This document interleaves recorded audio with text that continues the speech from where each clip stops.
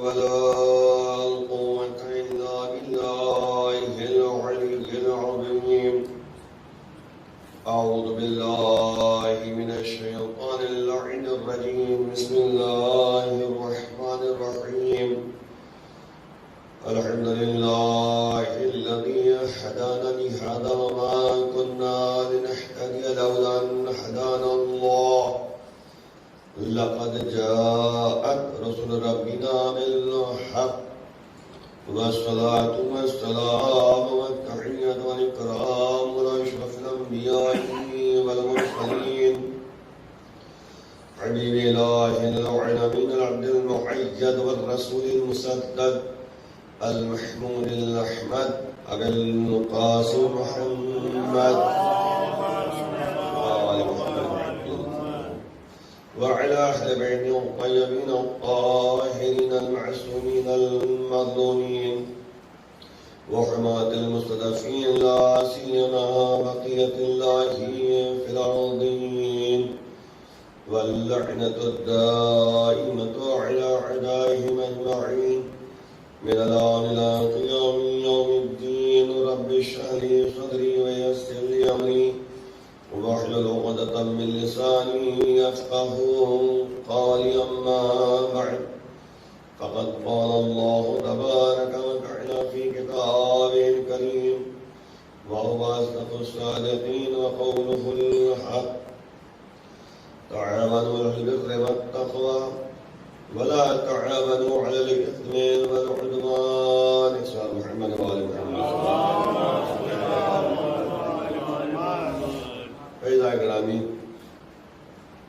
چند دنوں سے گفتگو جو آپ کے سامنے ہو رہی ہے اسی آیت کریمہ کو پیش نظر رکھتے ہوئے ترجمہ پھر دہرا دیا جائے کہ اللہ کہہ رہا ہے کہ ایک دوسرے کے لیے تعاون و مددگار ثابت ہو جاؤ نیکی اور تقویٰ کے سلسلے میں، اور ایک دوسرے کے مددگار ثابت نہ رہو گنہگاری میں اور عدوان اور دشمنی میں. یعنی ہمیں بتایا جا رہا ہے کہ نیک کاموں کے سلسلے میں جو ہے مددگار بنو، اور برے کاموں کے لیے اور جو نقصان دہ کام ہو، دشمنی کا ایک بیچ سامنے نظر آئے تو اس میں مددگار ثابت نہ رہو. واتقوا اللہ، اور تقوی الہی اختیار کرو. ان اللہ شدید العقاب، کہ بے شک پروردگار بہت سخت اور دردناک عذاب نازل کرنے والا ہے. کیونکہ اللہ کا عذاب ایسا عذاب ہوتا ہے کہ انسان جو ہے اس سے بچنا اس کے لیے ناممکن ہے. کیوں؟ جس طرح سے اللہ رحیم و کریم و رؤوف و مہربان و ستار اور غفار، تمام یہ صفتیں اس کے اندر پائی جاتی ہیں. ذرا سے کوئی یا اللہ کہہ کر اللہ کی بارگاہ میں دل شکستہ ہو جائے، اللہ فوراً جو ہے توبہ قبول کر لیتا ہے، معاف کر دیتا ہے. سری الرضا ہے دعائے کو میں آپ پڑھتے ہیں، یا سری الرضا، اے بہت جلدی راضی ہو جانے والے. ظاہر سی بات ہے کہ یہ بہت جلدی راضی ہو جانے والا پروردگار ہے. لیکن جتنا جلدی راضی ہو جانے والا ہے، جتنا جلدی مہربانی کرنے والا ہے، جتنا جلدی توبہ کرنے والا، توبہ قبول کرنے والا ہے. توبہ تواب الرحیم ہے نا، توبہ مانو کہ بہت زیادہ توبہ قبول کرنے والا. غفار بھی ہے، معاف کر دینے والا ہے، ستار ہے، یعنی بہت زیادہ پوشیدہ رکھنے والا، چھپانے والا ہے پروردگار. ظاہر سی بات ہے کہ ہمارے اس میں آپ اگر دعائے عرفہ میں اگر آپ پڑھیے تو دعائے عرفہ میں ایک جملہ موجود ہے کہ پالنے والے تو نے ہمارے یعنی عیوب کو پوشیدہ رکھا ہے.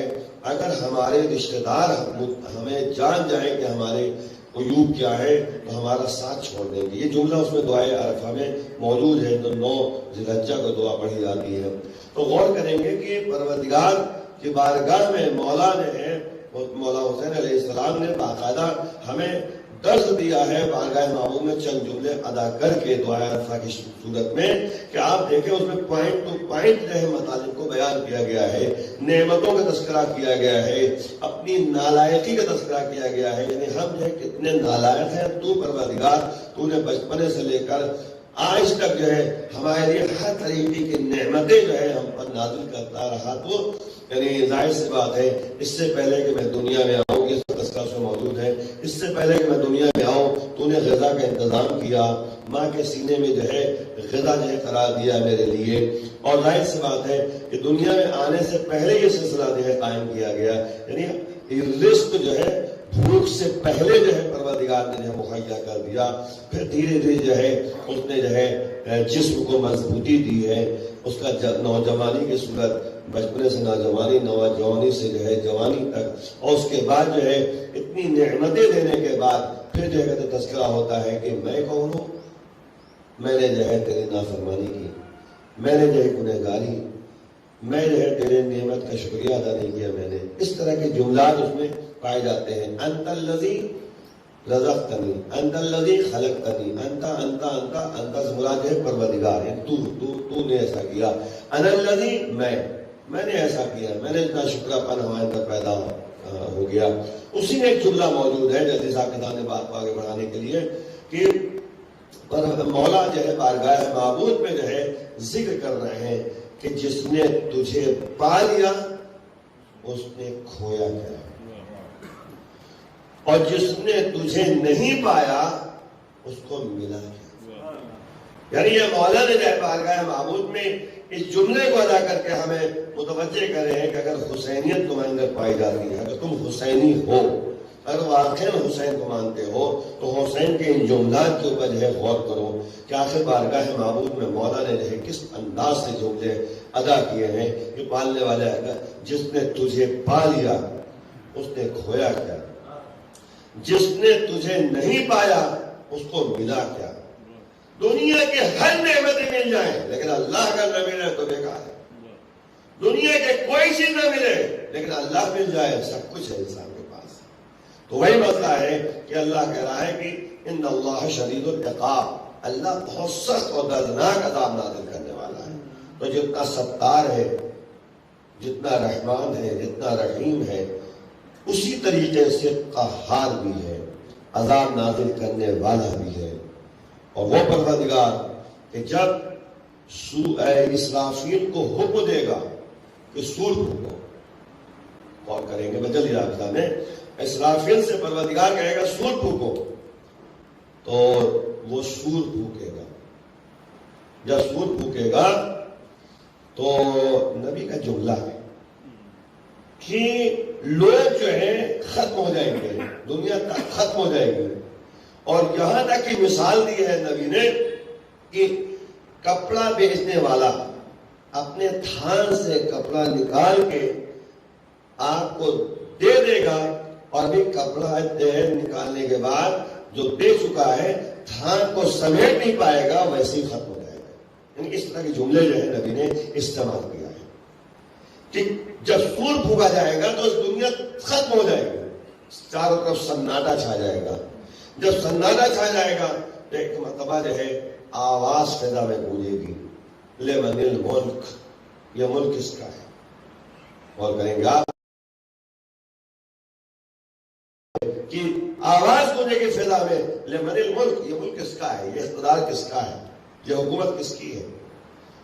ایک سناٹا چاروں چھا جائے گا، بڑے سے بڑے حکمراں بھی جو ہے وہاں پر خاموش نظر آئیں گے، کوئی بول نہیں پائے گا، تو ظاہر میں سب ختم ہو چکے ہوں گے. پھر چند لمحے کے بعد فضا میں ایک آواز گونجے گی، للہ واحد القہار، یہ ملکیت، یہ اقتدار، یہ ملک جو ہے اس پروردگار کے لیے ہے جو واحد ہے اور قہار. کہ اللہ کے لیے یہاں پر قہار کا لفظ استعمال کیا گیا، پروردگار نے یہاں پہ قہار کا لفظ استعمال کیا ہے. قرآن میں اٹھائی کے دیکھیے گا قہار، للہ الواحد القہار. تو جب قہار ہے، قہار مانا ہوتا ہے بہت زیادہ قہر برپا کرنے والا، یعنی عذاب نازل کرنے والا. تو اب وہاں پر جو ہے دنیا میں جتنا بھی انسان چاہے اللہ کی بارگاہ میں ہاتھوں کو بلند کر کے اپنے لیے مغفرت بھی طلب کر سکتا ہے، توبہ بھی کر سکتا ہے، مہربانی بھی حاصل کر سکتا ہے، نعمتوں کی بارانی حاصل کر سکتا ہے، روحانیت و معنویت میں اضافہ کر سکتا ہے. لیکن جب اس دنیا سے چلا جاتا ہے تو اللہ تعالیٰ قہار ہے، وہ عدل و انصاف سے فیصلہ کرنے والا ہے۔ تبھی تو جو ہے ہم لوگ دعائے قنوت میں کیا پڑھتے ہیں؟ ربی اعملنا بفضلک ولا تعاملنا بعدلک یا کریم۔ آنے والے ہمارے لیے فضل و کرم سے فیصلہ کرنا، عدل و انصاف سے فیصلہ نہ کرنا۔ اللہ اگر عدل و انصاف سے فیصلہ کرنے لگے گا نا تو ایک ایک پوائنٹ ٹو پوائنٹ جو ہے فیصلہ کرے گا، وہ ایک ایک چیز کا فیصلہ کرے گا، ایک ایک چیز کا فیصلہ کرے گا۔ ہم جا رہے ہیں، ہمارا ہاتھ کسی سے لگ گیا، اس کو چوٹ لگ گئی اور دل میں تکلیف ہو گئی، ہم نے معافی بھی نہیں مانگی، میں آگے نکل گیا۔ مونگ پھلی بیچنے والا جو ہے ٹھیلا چل رہا تھا، میں قریب گیا، میں نے جگہ دیکھی وہ مونگ پھلی اٹھائی دو تین، اور کہا میں کتنے میں ہے؟ کہا کہ کتنے روپے کے پاؤ بھر ہے؟ 100 گرام ہے۔ دو تین مونگ پھلی ہم نے کھا لی، اچھی نہیں ہے کہہ کے۔ غریب بیچارہ جو ہے وہ دن بھر ٹھیلا لگا رہا ہے اس لیے کہ تاکہ شام کو یہ روٹی کھا سکے، اور ہم جیسے جو ہے 2 4 10 لوگ جو ہے دن بھر میں اس کی مونگ پھلی کھاتے رہیں گے، نتیجے میں جو ہے 1 کلو مونگ پھلی، آدھا کلو مونگ پھلی اس کی ختم ہو گئی، وہ غریب بیچارہ جو ہے بول نہیں پا رہا ہے۔ تو ایک ایک چیز کا حساب یہ ہوگا قیامت ہے۔ جب تک جو ہے انسان اس کو اپنی ملکیت میں شامل نہ کر دے تب تک جو ہے اس میں ہاتھ نہیں لگا سکتا، اس کو کھا نہیں سکتا۔ لیکن ایک عام عادت بن جاتی ہے کہ 2 مونگ پھلی 3 مونگ پھلی لے لیا، اس نے کھایا، کھانے پر ہم اچھی نہیں ہے، چلا گیا۔ ہم کم سے کم جو کھایا تھا لے لیتے، 2 4 کام کرواتے تھے جو کھایا تھا، تب تو صحیح تھا، تب تو انصاف تھا۔ لیکن نہیں، ایک عام حالت میں جو ہے ہم لوگ وہی کام کرنے لگتے ہیں جو عام دنیا میں جو ہے لوگ کرتے ہیں۔ تو یہ جو ہے اسلام پسند نہیں کرتا، یہ جو ہے کہتا اللہ پسند نہیں کرتا۔ اللہ ایک ایک چیز کا حساب لے گا روز قیامت۔ وہی قہاریت اس کے اندر پائی جاتی، شدید العقاب ہے، بہت سخت عذاب ہوتا ہے، دردناک عذاب نازل کرنے والا ہے۔ اور اس کا نمونہ دنیا میں اس نے پیش کر دیا۔ جناب نوح نے عذاب کی درخواست کی تھی، میں پورا واقعہ نہیں بیان کروں، واقعات آپ سنتے رہتے ہیں، لیکن جب عذاب نازل ہوا ہے تو جناب نوح نے اپنے بیٹے سے کہا کہ کشتی میں سوار ہو جا، لیکن کشتی میں سوار نہیں ہوا۔ اللہ کا عذاب نازل ہو رہا ہے، پانی برس رہا ہے، زمین سے پانی نکل رہا ہے، کہا میں پہاڑ پہ چلا جاؤں گا، مجھے نجات مل جائے گی۔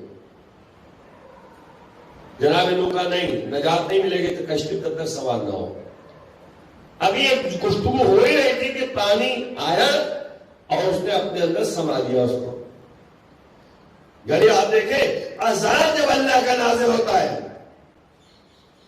تو نبی کا بیٹا بھی جو ہے اگر نالائق ہے، نااہل ہے، تو وہ بھی جو ہے بچ نہیں پاتا۔ جناب نوح نے کہا بارگاہ معبود میں میرا بیٹا، کہا لیس من اہلک، نااہل ہے۔ یعنی بتایا جا رہا ہے کہ یعنی یاد رکھو اللہ کا عذاب سخت اور دردناک ہے۔ تو وہی ہے کہا جا رہا ہے کہ واتقوا اللہ، تقوی الہی اختیار کرو، خوف خدا اپنے اندر پیدا کرو، کیونکہ پروردگار جو ہے کہہ رہا ہے کہ شدید العقاب ہے، اگر نہیں سنبھلے تو بہت سخت مرحلہ ہے۔ انسان کو جو ہے سنبھلنا پڑے گا۔ ٹھوکر ایک مرتبہ انسان کھاتا ہے، یا تو وہ اینٹا ہٹا دیتا ہے یا اس سے بچ کے نکل جاتا ہے۔ تو اگر ایک مرتبہ انسان ٹھوکر کھا جائے زندگی میں تو مومن کی نشانی یہی ہے، مرتبہ جو ہے صرف ایک سوراخ سے جگہ دیکھیے اس کو جو ہے اتنی زحمت ہوتی ہے، لیکن دوبارہ جگہ دیکھیے وہ وہاں پہ جو ہے جاتا نہیں ہے، جہاں پہ جو ہے اس کو نقصان پیدا ہو گیا اس کے لیے۔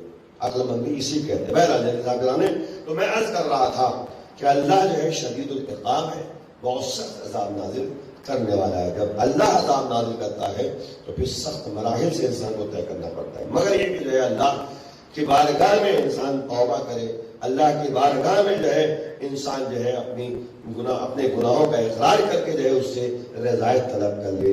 اللہ سریع الرضا ہے، بہت جلدی راضی ہو جانے والا ہے، لیکن یہ دنیا میں ہے. اس کے بعد جب انسان چلا گیا تو اب اس کے اختیار میں نہیں ہے، مگر یہ کہ جو اس کے بیٹے، اس کے رشتہ دار اس کے لیے نیک عمل انجام دیں. اسی لیے کہا ہے نبی نے کہ من سن سنتا حسنہ، جس نے بھی جو ہے ایک اچھی سنت قائم کر دی دنیا میں اور وہ چلا گیا دنیا سے، تو جب تک وہ چیز قائم رہے گی اس کا ثواب جو ہے اس کے نام اعمال میں لکھا جاتا رہے گا.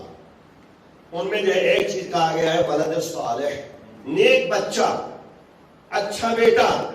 اگر صحیح تربیت انسان نے کر دی تو وہ واقعاً جو ہے کہتے کہ جب تک وہ زندہ رہے گا جو بھی کام انجام دے گا اس کا جو ہے شعر جو ہے اس کا جو ہے نتیجہ جو ہے باپ کو ملتا چلا جائے گا.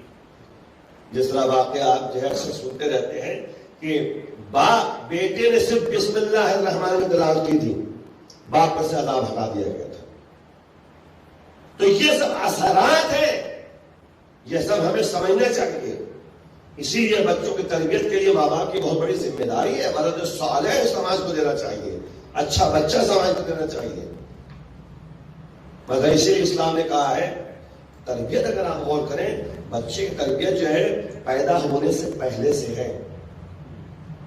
بچہ اس دنیا میں آئے اس سے پہلے سے تربیت کا سلسلہ قائم ہوتا ہے. بہت احتیاط کی ضرورت پڑتی ہے، بہت سخت مراحل سے انسان کو طے کرنا پڑتا ہے. کہاں سے شروعات ہے؟ شادی سے. آپ نے اس دن میں نے کہا تھا کہ شادی جب انسان کرے تو ایمان کو دیکھے، اس کے بعد اثرات جو نمودار ہوتے ہیں شکم مادر میں رہنے کے بعد اس کا اثر جو ہے پیدا رہتا ہے. اور ظاہر سی بات ہے اس کے لیے ایک واقعہ کے ساتھ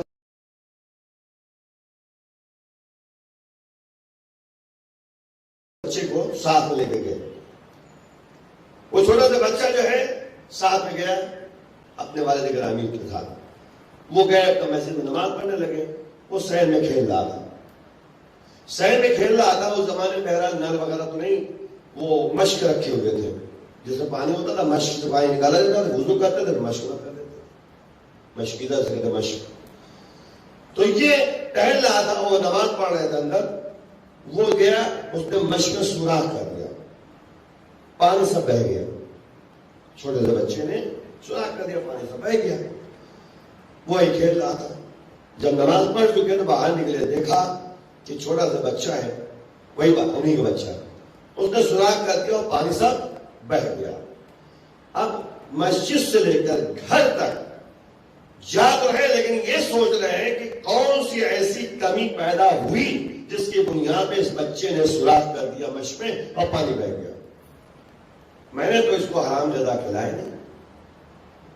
حرام زدہ کا بہت اثر ہوتا ہے. حرام زدہ کھلائے نہیں. یہ جاتے جاتے پہنچے اپنے گھر. اور جو کہ بہت اہم پہلو کا اشارہ کر رہا ہوں کہ تربیتی پہلو ہمیں سوچنا چاہیے کیسے زندگی گزر کرنی ہے. تو اس کے بعد ایک گھر پہنچے، لیکن بلند آواز صلوات بھیجیے. میں خبر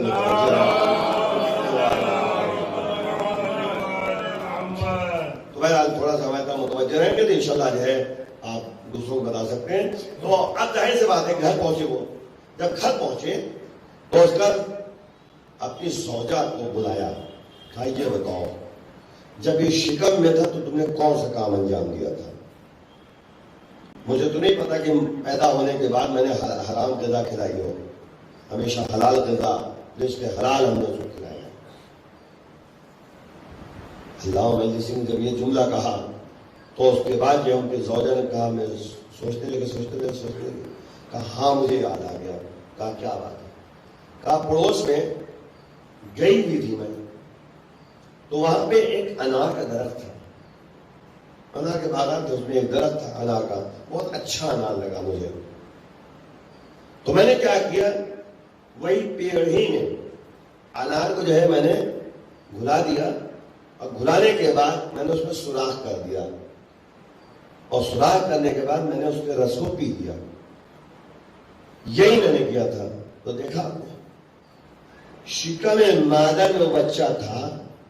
ماں نے انار کا رس پینے کے لیے اس میں سوراخ کیا، نتیجے میں اس کا اثر وضعی پیدا ہوا کہ وہ بچہ جو ہے مشق میں سوراخ کر کے پانی بہا رہا ہے۔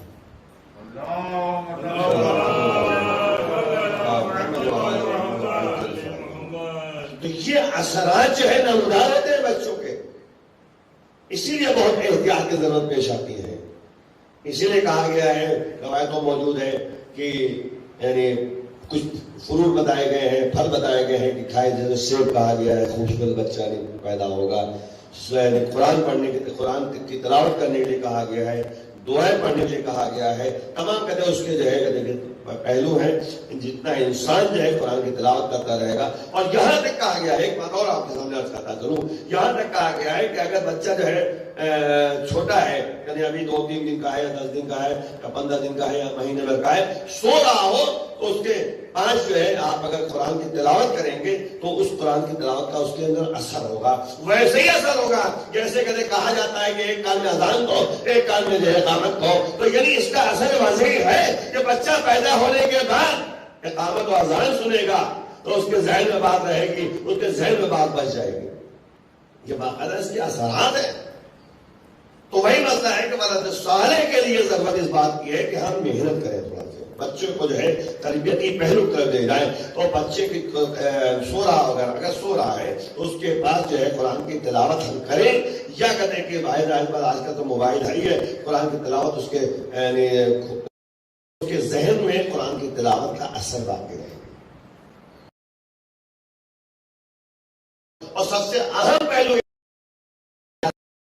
نہ کھلائے بچے، یہ اثر واضحی اس کا بہرحال پایا جاتا ہے۔ جیسے مثال پر جو ہے عالم دین کے بارے میں ہے، جلدی صاحب کے سامنے بات بڑھتی چلی جائے گی کہ عالم دین کے بارے میں ہے کہ انہوں نے اپنے بچے کو جب شکم میں آیا ہے تب سے جو ہے کہتے کہ اپنی زوجہ کو تنبیہ کرتے رہے، سمجھاتے رہے، اور نتیجے میں اس نے ماں نے ہمیشہ جو ہے یعنی کوششیں کی کہ باوضو رہے، ہمیشہ کوشش کی باوضو رہے، اور اس کے بعد اس کو اگر شکم شیر کر رہی تھی یعنی دودھ پلا رہی تھی تو اس سے پہلے وضو کرتی تھی پھر دودھ پلاتی تھی، اور کیجیے گا کتنا اس کا اثر پیدا ہوتا ہے۔ یہ سلسلہ چلتا رہا یہاں تک کہ جو ہے باپ نے اور ماں نے مل کر جو ہے یہ کوشش کی کہ کوئی حرام غذا اس کے شکم میں نہ جانے پائے، حرام غذا شکم میں نہ جانے پائے۔ اس کے بعد پاک و پاکیزہ، حرام غذا ضروری نہیں ہے، حرام کے ساتھ ساتھ نجاست ہو سکتا ہے، کھانوں اس طرح کا کریں، یہاں تک کہ توجہ کیجیے گا بہت عام پہلو کرنے جا رہے ہیں، یہاں تک کہ وہ بچہ علم والا ہو گیا، عالم ہو گیا، پڑھا دیا اس کو، بڑا ہو گیا، ایک دن اس کو جو ہے باپ نے کہا، باپ عالم دین کا ہی بچہ بھی عالم دین ہو گیا، کہا کہ آج تم منبر پہ جاؤ، کچھ وعظ و نصیحت کرو، توجہ کیجیے گا، وہ اتر گیا،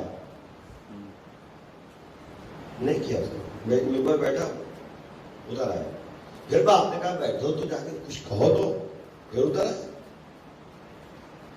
2-3 مرتبہ ایسی ہوا، ممبر بیٹھتا تھا پھر اتر آتا، کچھ بولتے ہی تھا، باپ گھر لے کے گیا، کہا یہ بتاؤ تم اتر کیوں رہے تمہارا، توجہ کیجیے گا، باپ اتر کیوں رہے تھے، تم کو اتنا پڑھایا اتنا پڑھے ہو تم، کچھ تو مطلب کہا جب ممبر میں بیٹھتا تھا میں، جتنے سامعین تھے وہ انسان نظر ہی نہیں آ رہا تھا مجھے، یعنی مقصد کہنے کا یہ ہے کہ انسان کی جو صفت جانور والی ہوتی ہے وہ صفت برقرار رہتی، جیسا کہ آپ نے وہ واقعہ سنا ہوگا ابو بصیر والا کہ حج کرنے لوگ گئے تھے تو مولا نے صرف جو ہے ہاتھ پھیر دیا تھا یا 2 انگلیوں میں کہا کہ دیکھو، جب دیکھا تو کچھ لوگ جو ہے انسان نظر آ رہے تھے، بقیہ جو ہے جانور نظر آ رہے تھے۔ تو وہی ہے کہ جب انسان کی روحانیت اعلیٰ درجے پہنچ جاتی ہے تو حقائق سب نمودار ہو جاتے ہیں. اب ایک باپ نے سوچا کہ اب ایسی زندگی سے گزرنے مشکل ہے گزرنا، تو لے کے گیا ایسی جگہ پر جہاں پہ عام افراد جو ہے غذا کھاتے تھے، چائے پیتے تھے. وہاں لے کے گیا، اس زمانے کی بات ہے، بہت پرانی بات ہے. تو بہرحال لے کے گئے اور جا کے جو ہے وہاں پر سب کے ساتھ بیٹھا کے جو ہے کھانا بھی کھلا دیا اور چائے پلا دیا. مطلب چائے اپنے لحاظ سے میں کہہ رہا ہوں، مطلب کچھ کھلا پلا دیا، مطلب تو میں اپنی لحاظ سے کہہ رہا ہوں. کہا اب جاؤ ممبر پہ. اب جو گیا اطمینان سے جو اس نے تقریر کی. اب جو ہے وہ حقائق ختم ہو گئے تھے. یعنی اسی لیے کہا گیا ہے کہ من ترک الشبہات نجا من المحرمات. جو شبہات سے پرہیز کر لے گا وہ حرام چیزوں سے پرہیز کر سکتا ہے. تو جو کہتے ہیں من ترک الشبہات، شبہات کسے کہتے ہیں؟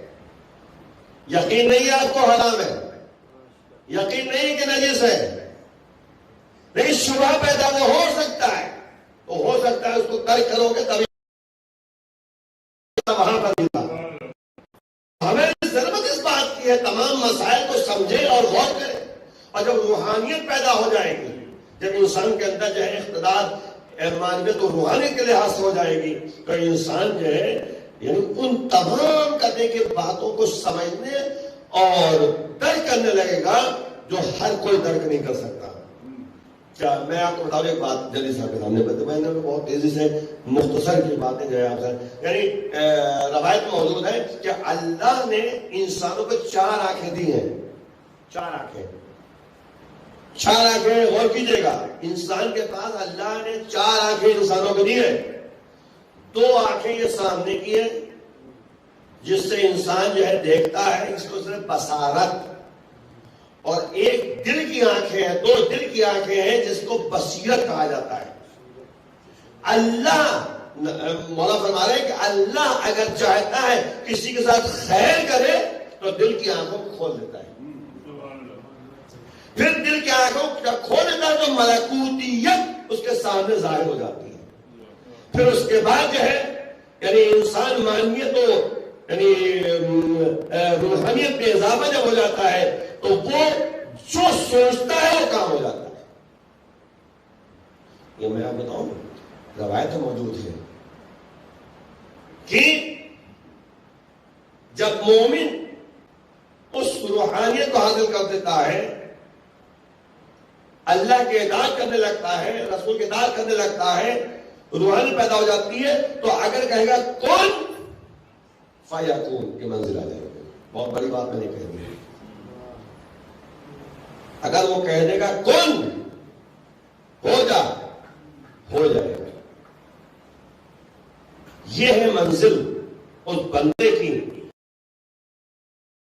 تخلقوا باخلاق اللہ، اپنے کو مزین کرو اللہ کے افعال سے. اللہ ستار العیوب ہے تو مجھے روحانیت میں اضافہ ہوگا. تو انسان جب کہے گا ہو جا، ہو جاتا ہے. جیسے میں جلدی صاحب کہہ رہے ہیں، 1 منٹ اور لوں گا آپ کا. جناب جابر جوفی کا نام سنا ہے آپ نے؟ جابر ابن عبداللہ الانصاری ایک ہے جو نبی کے صحابی تھے، اور ایک جابر جوفی ہیں جو امام جعفر صادق علیہ السلام کے زمانے پہلو ددانہ کے ساتھیوں میں سے تھے اور بہت ہی اچھے اور معنویت اور روحانی میں اضافہ. راوی کہتا ہے جیسے صاحب 2 منٹ اور دوں گا بے اختلاف گفتگو، باقی باتیں انشاءاللہ جو رہ جائیں گے کل. وہ راوی نے روایت کرنے والا راوی کہتا ہے کہ میں کوفے میں رہا، یہ کوفے میں رہتے تھے، تو کہتے میں کوفے میں تھا، میں گفتگو کر رہا تھا جابر سے، اور گفتگو کرتے کرتے کوفے کے دروازے تک ہم پہنچ گئے باتیں کرتے کرتے. میں نے کہا کہ جابر میرا دل بہت چاہ رہا ہے. کہا کیا؟ میں چاہتا ہوں امام سے ملاقات کروں، لیکن امام ہے مدینے میں، میں ہوں کوفے میں. امام ہے مدینے میں، میں کوفے میں ہوں. ارے جب موسم آئے گا چلے کوئی راستہ نکالو. جابر نے کہا واقعی تمہارا دل چاہ رہا ہے؟ کہا اچھا ایک کام کرو، اپنا ہاتھ دو. ہاتھ دیا، کہا آنکھ بند کرو. آنکھ کھولو. ایسے ملکوتیت جب پیدا ہو جائے، جیسے راوی کہتا ہے جیسے میں نے آنکھ کھولی اپنے کو مدینے میں پایا. بھائی کوفہ کہاں اور مدینہ کہاں؟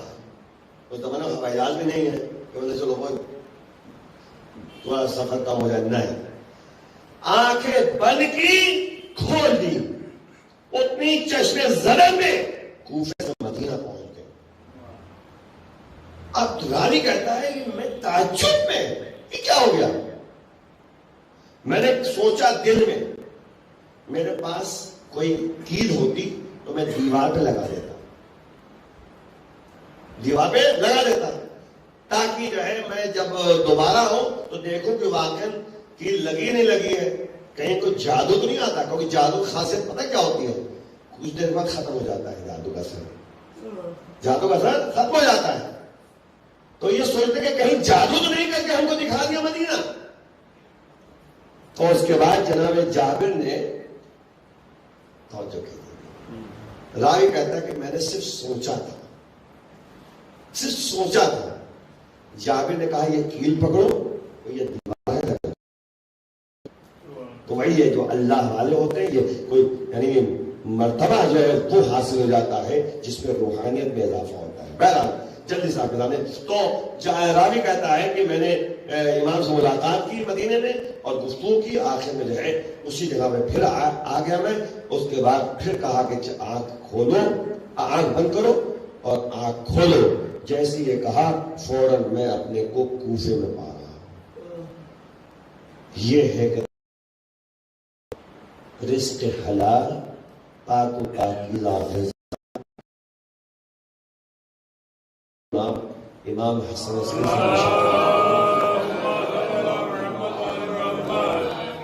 کیا فرمائے جلدی سا کرو. فرمایا میں نے 51 رکعت نماز پڑھی ہے. عزیزوں یہی کربلا والوں میں دکھائی دیتا ہے. وہ کربلا والے جن میں روحانیت پائی جاتی ہے، اللہ والے ہیں، خوف خدا ہے، حسینیت پائی جاتی ہے، حسین والے ہیں، حسین کے نقش قدم پہ چل رہے ہیں، ایمان کامل ہے، استقامت ہے، شعور و بصیرت ہے.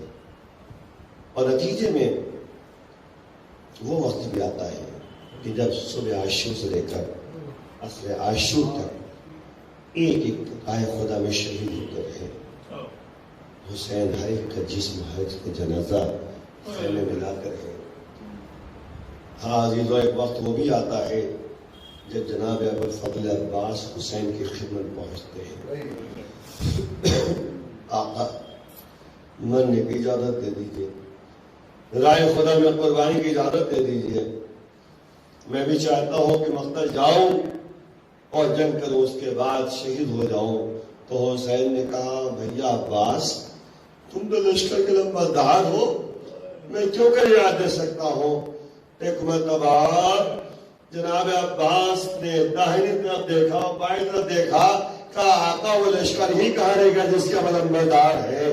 تو ایک مرتبہ حسین نے کہا بھیا عباس دیکھو بچے ہائے پیاس کی صدائیں بلند کر رہے ہیں، سکینہ پیاسی ہے، پانی کے انتظام کر دو. جناب عباس نے مشرق سکینہ لے کر چلے. حاضر و جناب زینب کو معلوم ہوا کہ عباس میں مقتل میں جا رہے ہیں. ایک مرتبہ جناب زینب نے عباس کو بلایا، بھیا عباس تم بھی مقتل میں جا رہے ہو؟ کہا شہزادی پانی لینے کے لیے جا رہا ہوں. کہا جو صبح سے گیا وہ زندہ واپس نہیں آیا ہے، تم بھی جا رہے ہو؟ کہا شہزادی پانی لینے کے لیے جا رہا ہوں. ایک مرتبہ جناب زینب نے کہا بھیا عباس مجھے یاد آ گیا. کہا کیا بات ہے شہزادی؟ کہا ایک مرتبہ میرے بابا علی مجھے گود میں لیے ہوئے تھے، کم سنی کا عالم تھا، زار و قطار رو رہے تھے، بازوں کا بوجھا لے رہے تھے. تو میں نے پوچھا تھا بابا علی آخر آپ کیوں رو رہے ہیں؟ ایک مرتبہ میرے بابا علی نے کہا تھا بیٹی زینب ایک وقت وہ آئے گا کہ تمہارے سروں سے چادریں چھن جائیں گی، بازوں میں رسن بنے گی اور تمہارے اوپر کربلا سے کوفہ اور کوفہ سے شام میں بدل پھرایا جائے گا. لیکن بھیا عباس میں یہ سمجھتی تھی جب تک میرا بھیا عباس زندہ ہے سروں میں چادریں چھینے اور بازوں میں رسن باندھے، لیکن بھیا عباس جاؤ خدا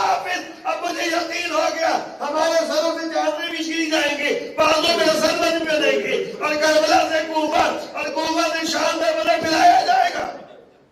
اجرکم علی اللہ. بس حضرت ایک جملہ اسلامی گفتگو. جب یہ قافلہ چل رہا تھا تو دیکھا گیا جناب عباس کا سر نو کے نیزہ پہ نہیں ہے. سب کے سر تو نو کے نیزہ پہ ہے لیکن عباس کے سر نو کے نیزہ پہ نہیں. گھوڑے کے گردن میں بندھا ہوا ہے سر. تو کسی نے جا کر سید سجاد علیہ السلام سے پوچھا کہ آخر سب کے سر تو نو کے نیزہ پہ ہے لیکن یہ سر جو ہے گھوڑے کی گردن میں کیوں بندھا ہوا ہے؟ تو ایک مرتبہ سید سجاد علیہ السلام نے کہا کہ بھائی تم ہی جا کے پوچھ لو. ایک مرتبہ وہ شخص گیا سر کے قریب پہنچا.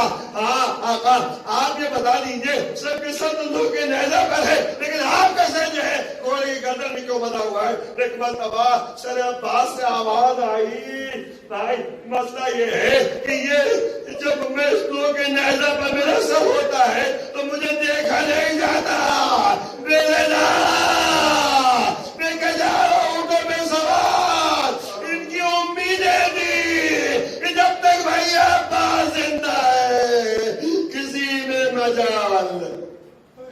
العهد الله على قوم الظالمين فيعلم الذين ظلموا أي منقلب ينقلبون. والے والے بہت زہرا ما بھی ہو